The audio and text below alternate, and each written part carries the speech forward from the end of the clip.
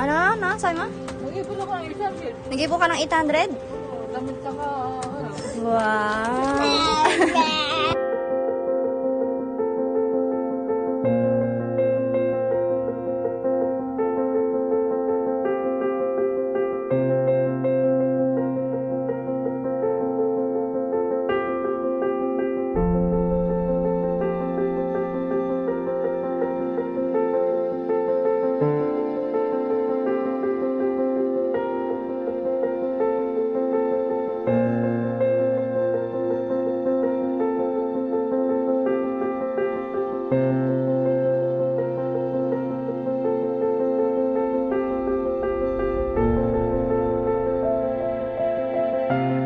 Minimum wage earner lang naman po si Papa, pero nag-ipon po siya ng 800. Parang super sweet po para sa amin ng magkakapatid na, okay, si Papa nag-ipon ng 800 para makabili ng bagong damit. Kasi nga po, excited po siya sa graduation po ng kapatid ko.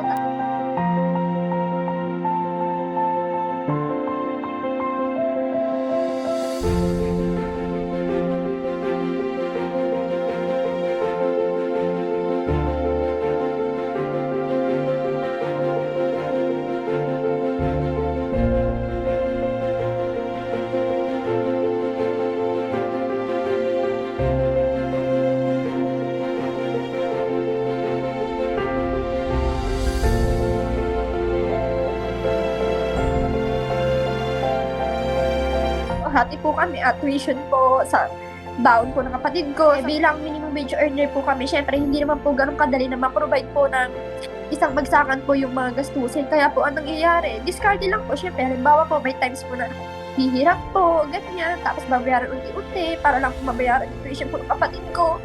Minsan naman po, nagpa-promissory po yung kapatid ko para makapag-exam.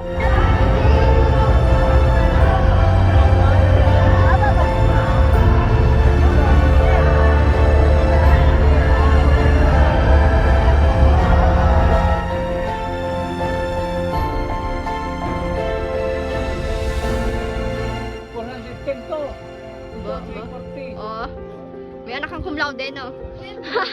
Kahit walang award, basta makagraduate. Oo, tama naman. Wow.